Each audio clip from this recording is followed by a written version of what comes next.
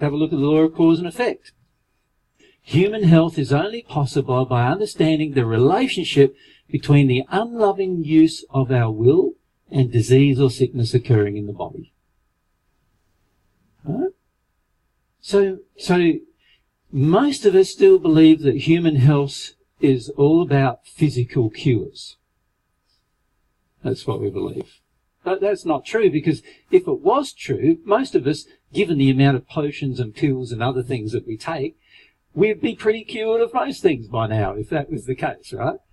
But no, it's not driven by that. It's driven by this law, the principle of will, understanding the relationship between will used out of harmony with love and the painful negative consequences of that occur. And couldn't you say disease and sickness, and particularly disease, is suffering, isn't it? So in other words, we've had to use our will out of harmony with love a long time by the time we've reached that point of creating a disease.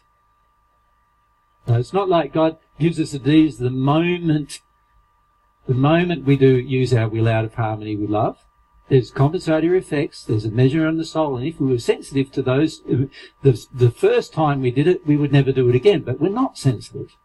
And so what we do is we do it again, and we do it again, and we do it again, and sometimes it develops into a necessary part of our existence to do it again. So that's what an addiction is, isn't it?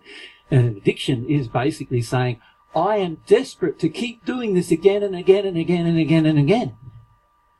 And this is where there is a direct relationship between addiction and disease.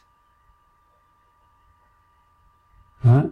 So many of you are going around thinking, oh, my addiction's only a little one, doesn't matter very much. But there is a direct correlation in God's universe to addiction, between addiction and disease. So that means that if you're in any addiction, at some point there is going to be a disease that develops as a result of this addiction, at some point.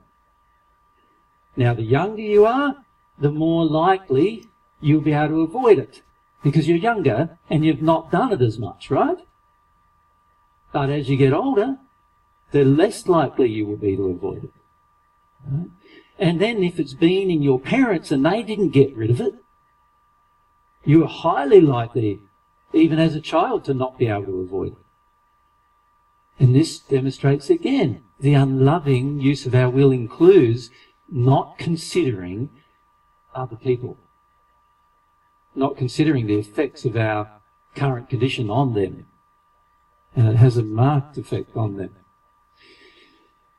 So each specific disease or sickness results from a specific unloving emotion, either directed towards self, another person, or the environment. One of those three things.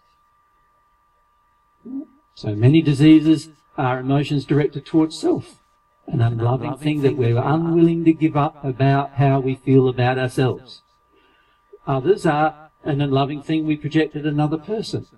And some of the things that cause disease are actually about our environment and how unloving we're being in our environment and what happens as a result of that.